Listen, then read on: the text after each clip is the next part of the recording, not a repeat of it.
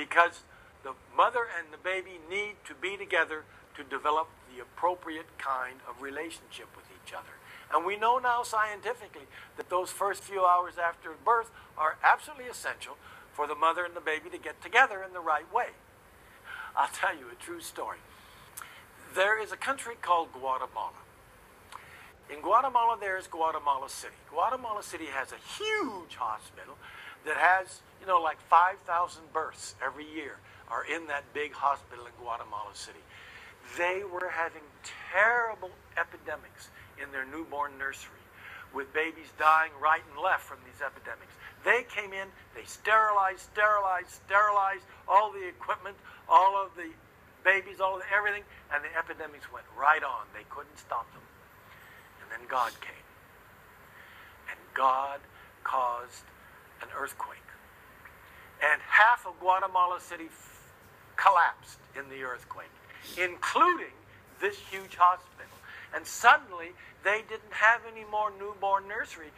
But of course, the women were coming in and having babies, because the earthquake didn't stop women from having babies.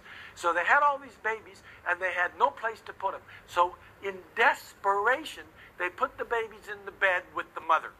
It was the only place to put the baby. And you know what?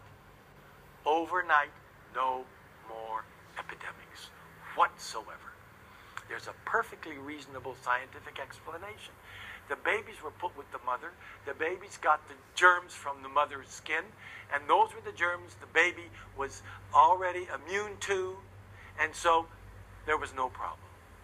So we have gradually learned, and slowly but surely we're shutting down those disastrous newborn nurseries. And we are leaving the baby with the mother at the time of birth, and never taking that baby away from the mother unless there is some serious medical problem with the mother or with the baby. Of course, that can happen, and in a few cases you have to separate. But otherwise, you don't separate.